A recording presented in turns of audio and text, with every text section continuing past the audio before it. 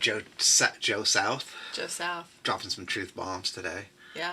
I got a little piece of trivia about the song. Oh, I'd like to hear it. Okay, so the song was released in 1968. Wow. Right?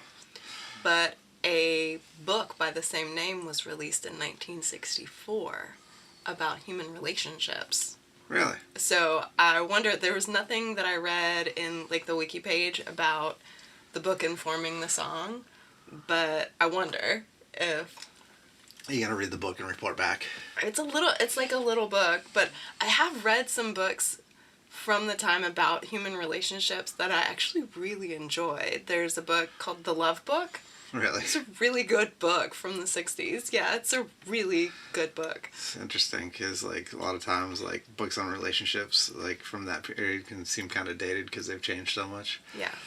Yeah. You know? Like as they should. We should all be evolving. I mean, as...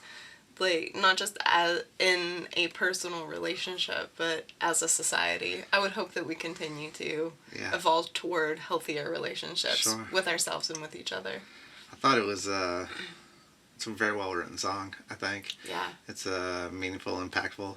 I'm not like hadn't been super like I guess familiar with it, like some hits, but I think that it did achieve some commercial success. So but there's a lot of, I guess,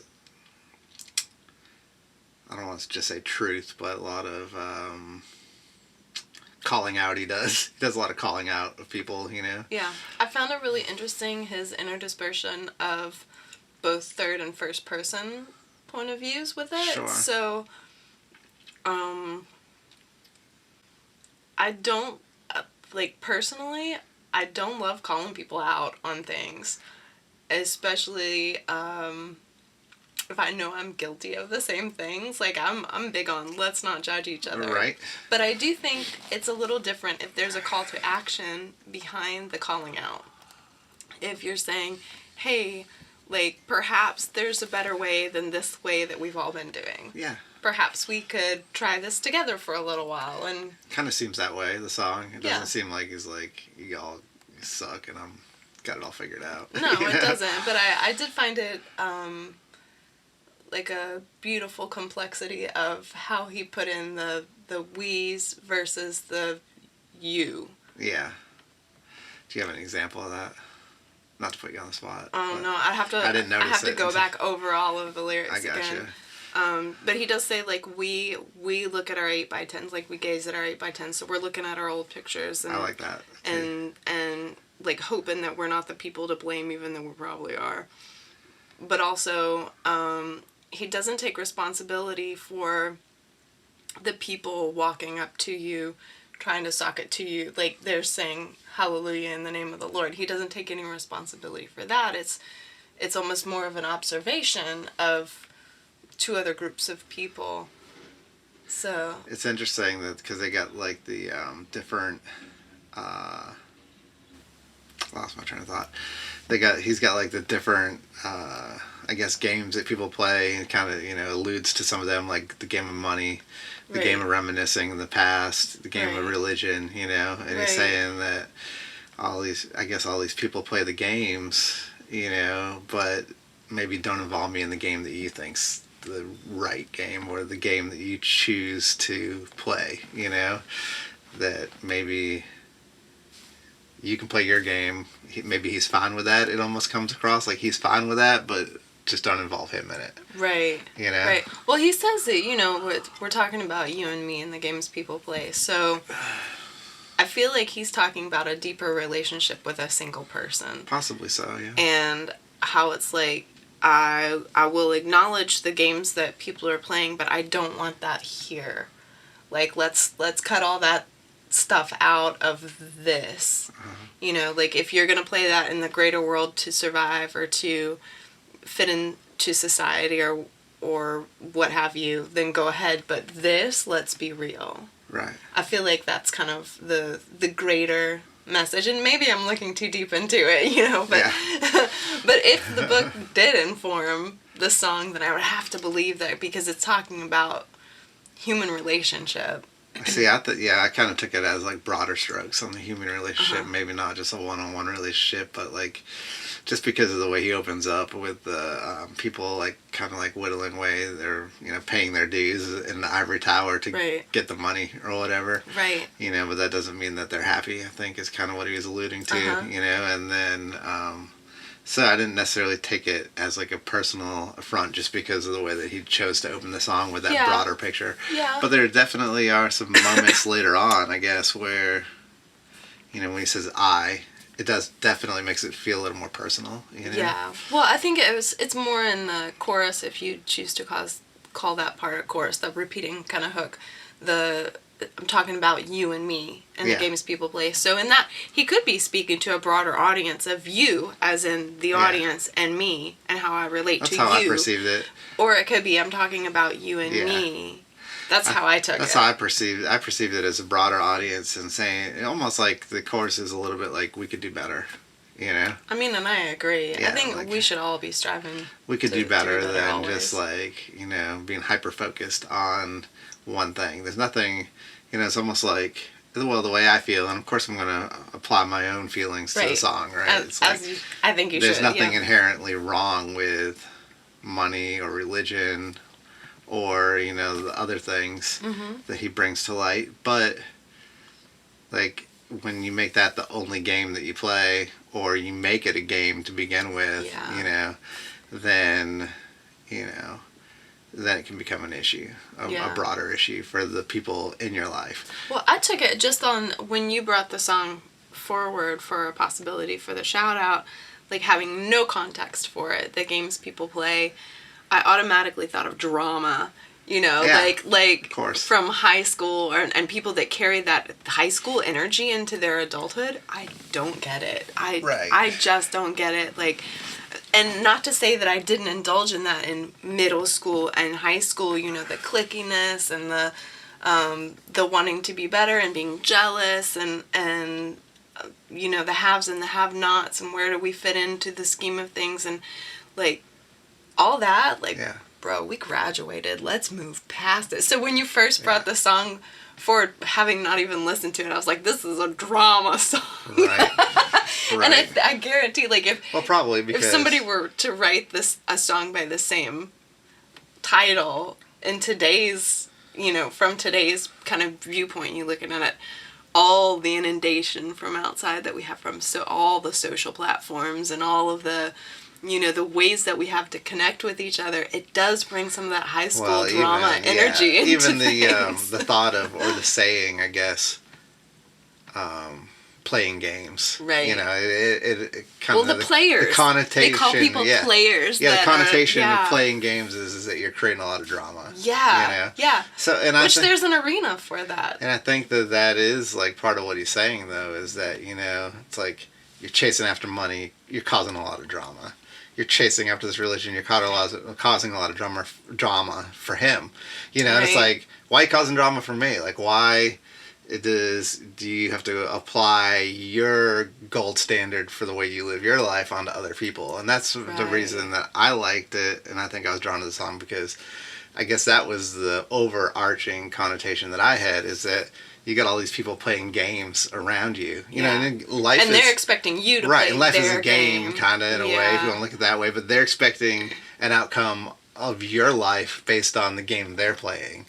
And not realizing that you have your own set of rules and things, you're doing your own thing, And I think it's always been kind of mysterious to me, I guess. Judge not, bro. And like, it's always been kind of mysterious to me that, people want their own set of rules that they live their life by. Right. But they get so offended when other people don't follow their rules. They break their rules. Yeah. It's like, that's not my rule. And sometimes they're trivial. Let's face it. They don't have any impact on them. A lot of the stuff that you see in today's culture that are like hyper hot button issues really don't have an effect on their daily life. Life. But somehow they are more concerned with that. It's their thought life. They lose the thought of, their thought life. And it's like, man, that's like too much effort. I don't need to be consumed by how other people are living their lives. Get in your game. Get out of line. Yeah, exactly. Yeah. It was a good song all the way around. I enjoyed it. Yeah, I think it's a good message. And now... And it's applicable, like, how many years later? Now I guess I have a book on my... 45 years later-ish? Yeah, it's been a minute. So, yeah, 45 years later. So now I have a book that you can get me for Christmas. The games so that play? so I can... Not by Joe South, though, right? No, not by Joe South. Bern, B-E-R-N-E, I think. Okay. Ernest. I'll have to look it up. I've looked it up. Thanks for the trivia. I didn't know. Yeah, I found it interesting. I'm just... Maybe he read the book and then wrote the song. That's kind of what I was wondering. Because art informs art lots of times. I think so. So, yeah, you give me the book and I'll book report back. Special edition. Well, right now I'm reading... Sunday shout-out report. Book report. The book report series. Book report. Actually, right now I'm reading a book that one of you guys gave me at one of our live shows really? About Lucinda Williams. Yeah, so, and nice. It's really good. And I've actually put a pause on it because there's so much information in it that I just need time to digest. And I feel like so much of her story I feel a part of in my own life because her original music kind of defied the genres of her generation, and she had to carve her own path, and she didn't have a hit until she was well into her 40s, so it gives me hope. Right? Yeah. And the thing about, like, it's interesting because Lucinda, and I don't know her music well at all, but, like... I want to get to know being her a musician, she's one of those musicians that comes with, like, a heavy, like, a weight to her name, right? Because it's like, you say Lucinda Williams, and she's very well respected, even if you don't know who she is or what she's done. And I mean, we know the one song that we covered for the shout-out, The Car Wheels on a Gravel Road. Yeah. But... I know that she's a very well-respected artist. Yeah. You know, I know that she carries a lot of weight with her name and that she's highly respected among her peers. Yeah. You know, so, I mean, I guess, you know, like they say about Warren Haynes, too, he's an artist's artist. Yes. You know, the peers very well respect. Mm-hmm. They're known for being hardworking, and they're known for, I guess, maybe, like, doing it the right way or, you know, just being... It's like this dogged perseverance. Right. I don't know how else to describe it. Like a dogged perseverance. Maybe like some of it is just like knowing your self-identity well. Like, this is what I'm here to do, and I know that I have to do it, and you don't stop. You know, just because you're working at a car wash or whatever she was doing. She was very good in that. It wasn't ever a car wash. It was health food stores and record shops. So like, even though she had those jobs, she had this passion that propelled her forward. She had like poetry in her soul. Her father was a poet, and I mean, like, it's... If you're a reader, read the book. I'm only halfway through, but like I said, I had to put a pause on it, as I do with a lot of nonfiction, because I feel like like you said, like there's a weightiness to a human's story that I don't want to just breeze through and hit the high points. I want to digest it a little bit, and like in hearing her story, I want to experience her music, and I feel like having read her story, it will inform my experience differently. Like when I read Pearl, the Janis Joplin story, and I watched a bunch of documentaries on her, I refused to do any of her music until I understood her story better, because it had such a depth of emotion to it. I didn't feel like I could deliver it properly without knowing more about her. And I feel like very similarly to Lucinda Williams, like I want to know more. Good on you for giving other people's hard work and experience levity. Well, I mean, gravity. You want a weightiness, yeah. I think it deserves it, and I mean, we've talked before about Santana's biography, and I very much enjoyed his music prior to having read on him, but it did inform how I listened to him. Like, it really gave a greater experience understanding the person. With Santana, sometimes I feel like only artists can put into words what other artists feel as a burden on their soul. You know, and I think Santana is very good at putting into words what a true musician feels in his soul, like that has to be done. He's an eloquent speaker, because like having seen him speak to his audience in the midst of his musical performance, it's very moving, and you feel it's almost like that music has tilled some soil of your heart to take the message that he's offering of healing and joy and light through music. So I have a lot of respect for his eloquence and his delivery of that kind of hopeful message to his audience. I mean, it's these great, like, pioneers, I guess, or, you know, prominent figures from the past that inform the music moving forward, which is really nice, you know, and I think that I wish I saw more of it, like, today, you know, and across all the genres. It seems like, although it's getting harder and harder to identify people's influence and how they got there, and some of it I think is it's not being informed by the music of the past as much as it used to be. Okay. You know. Although I enjoy some current music that's coming from. I know what you agree. mean, like a familiar artistic soul. Yeah. Yeah, I look for that. The spirit of the music's kind of changing a little bit, I think, you know, and maybe it's like sometimes the purpose of the music may have changed, you know, and it's hard. I think it might and be. And maybe it's just that there's more of it, and it's harder to sort through. I think it might be like an orbit.